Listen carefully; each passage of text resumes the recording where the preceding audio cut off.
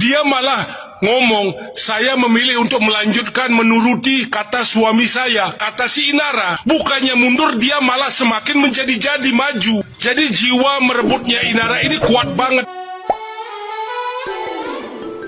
Perbincangan soal konflik Inara Rusli kembali memanas setelah seorang netizen yang budiman dengan akun @putusriawan2 ikut menyampaikan pandangannya di media sosial. Dalam komentarnya, netizen yang berbakti tersebut menilai sikap Inara sejak awal justru membuka banyak tanda tanya, terutama terkait pilihan untuk tetap melanjutkan hubungan dengan Insanul Fahmi meski mengaku sempat merasa dibohongi soal status pernikahan. Netizen yang budiman itu menyoroti adanya inkonsistensi antara pengakuan ditipu, pelaporan hukum hingga keputusan untuk tetap bertahan, yang menurutnya menimbulkan kesan Inara tidak benar-benar mengambil jarak dari situasi bermasalah tersebut. Sorotan juga diarahkan pada langkah Inara yang datang bersama Fahmi menemui tokoh agama dan pernyataannya di podcast Denny Sumargo yang dinilai semakin memancing kontroversi. Netizen yang berbakti tersebut mempertanyakan penggunaan narasi keagamaan yang dianggap belum matang, sekaligus meminta agar pihak-pihak yang namanya kerap disebut termasuk tokoh agama memberikan klarifikasi agar tidak muncul persepsi keberpihakan sepihak. Sejalan dengan kasus Inara Rusli yang sudah dibahas sebelumnya, komentar ini memperlihatkan bagaimana opini publik kian terbelah. Dari mempertanyakan logika keputusan hingga mengkhawatirkan dampak jangka panjang atas pilihan yang diambil di tengah sorotan luas. Inara Rusli dan Mawa juga Fahmi, yang dalam pandangan saya Inara Rusli ini jiwa untuk merebutnya itu sangat kuat. Kenapa saya bisa bilang begitu? Jadi begini ya, Inara Rusli itu punya dua pilihan.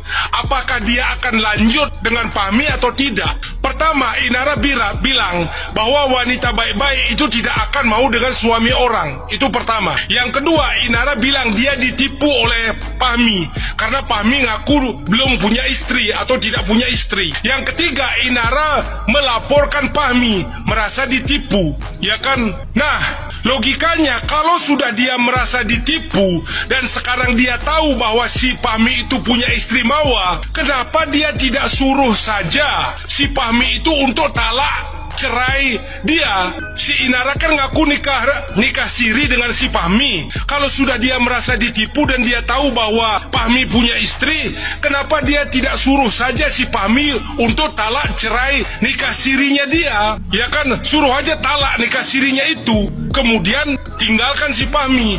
Tapi di sini kelihatan jiwa merebut Inara, dia malah datang ke Buya Yahya bersama dengan Fahmi. Ini kan udah nggak tahu malu banget. Dia malah ngomong, saya memilih untuk melanjutkan menuruti kata suami saya, kata si Inara. Bukannya mundur, dia malah semakin menjadi-jadi maju. Padahal dia bisa saja nyuruh Fahmi menalak cerai siri dia. Jadi jiwa merebutnya Inara ini kuat banget gitu loh. Ya, nah yang lucu lagi kemarin di Denny Sumargo, si Inara bilang si Fahmi itu bukan milik siapa-siapa, bukan suami siapa-siapa. Fahmi itu adalah milik Allah, kata si Inara. Kalau saya jadi orang tua Inara, saya malu banget dia ngomong begitu di podcast. Agama dia masih mentah, tapi sudah dulu pakai ojo-ojo pakai cadar si Inara ini. Kalau begitu ceritanya, besok Inara sama Fahmi, saya bisa saja melecehkan Inara. Kalau Fahmi marah, saya bilang Inara ini bukan milik kamu, Inara ini milik Allah. Kan bisa saja saya bilang begitu. Jadi dia tenggelam dalam lautan agama si Inara ini. Ya, kekeliruan agama. Kemudian untuk Buya Yahya, dengan segala hormat selalu saya bilang untuk Buya Yahya ini klarifikasi. Karena waktu Fahmi dan Inara itu datang ke Buya Yahya, habis datang dari sana, seakan-akan dia selalu membawa nama Buya Yahya. Seakan-akan Buya Yahya hanya mendukung Fahmi dengan Inara. Padahal jangan lupa Buya Yahya ya, Fahmi itu punya istri sah yaitu Mawa. Nah, sekarang kalau Buya Yahya tidak klarifikasi, jadi seakan-akan Buya Yahya itu hanya mendukung si Inara dengan Fahmi. Terus bagaimana nasib si Mawa gitu loh. Jadi itu saran saya untuk klarifikasi. Bukan, saya nggak mau ngurusin, saya mau tentram, damai. Tapi kesannya itu selalu membawa-bawa nama Buya Yahya gitu loh. Ya, jadi saran saya untuk klarifikasi. Inilah kita perlu kedewasaan berpikir. Ya, dengan segala hormat. Nah, pertanyaan pertanyaan saya selanjutnya, ini Inara ketemu Fahmi itu di mana sih? Kok bisa pas gitu loh? Ya, di antara jutaan orang kok bisa Fahmi ini ketemu Inara pas gitu loh. Cocok, klop. Pemahaman agama mereka itu cocok gitu loh. Saya nggak tahu ketemu di mana. Saya membayangkan nanti mereka menikah, Inara dengan Fahmi, punya anak. Terus bagaimana dia akan memberikan pemahaman agama kepada anaknya, dua orang ini? Saya nggak habis pikir gitu loh. Ya. Nah, gimana nih menurut netizen yang terhormat? Silahkan berkomentar ya. Inara Inara malu.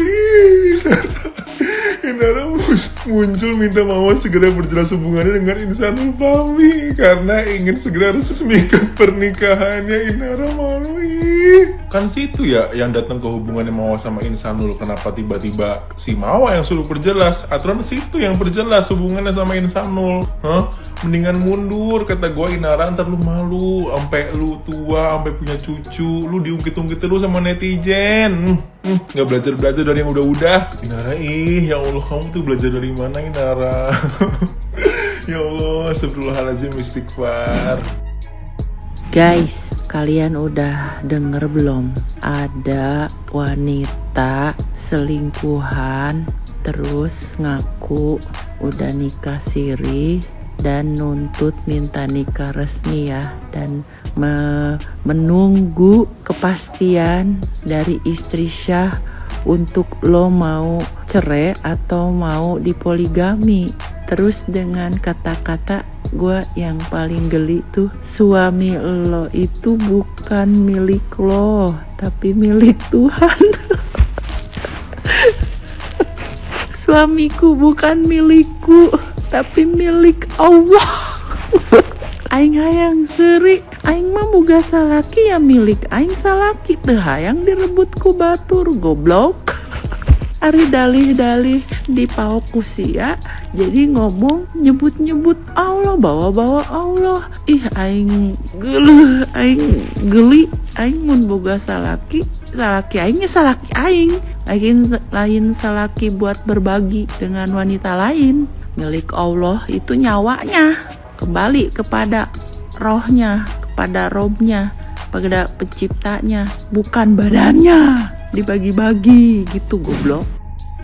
Greget gak sih ikutan komen ketika ada selebritas yang hilaf menikahi suami orang, lalu kisah dalam tuh tanda kutip ya pernikahan, ya kita sebutnya pernikahan, anggaplah iya pernikahan, diceritakan itu ke publik dan dibungkus dengan dalih syariat. Kita lihatlah dan Rasulullah SAW selama 25 tahun beliau monogami loh bersama Khadijah radhiyallahu anhu, padahal Rasulullah sangat mampu untuk berpoligami saat itu jika menikah hanya soal kemampuan, hanya soal kemauan aja. Tapi Rasulullah itu menikah karena petunjuk Allah, bukan karena kemauan pribadi. Nah, setelah Khadijah wafat, Rasulullah menikah lagi. Hampir seluruh istri beliau adalah janda, bahkan diantaranya janda-janda perang. Ummu Salamah, Saudah binti Sam'ah, Zainab binti Huzaimah. Tujuan poligaminya terhadap janda itu apa? Jadi melindungi akidah, memberi perlindungan sosial di masa belum ada hukum saat itu.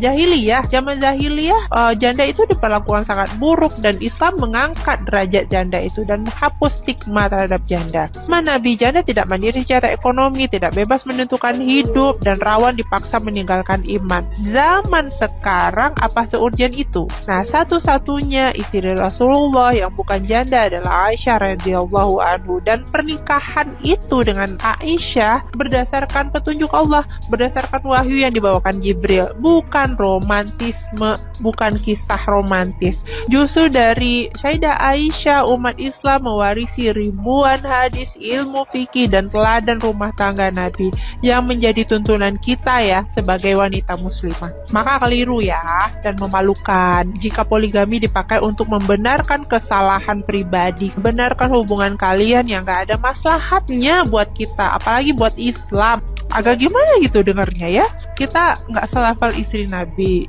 apalagi sahabat ataupun nabi sendiri, sehingga menjadikan alasan agama untuk perbuatan yang datangnya dari hawa nafsu itu harap hati-hatilah ya. Islam itu kompleks ajarannya. Jangan karena kita pengen memvalidasi kesalahan ataupun hawa nafsu kita langsung loncat aja tuh ke hukum poligami.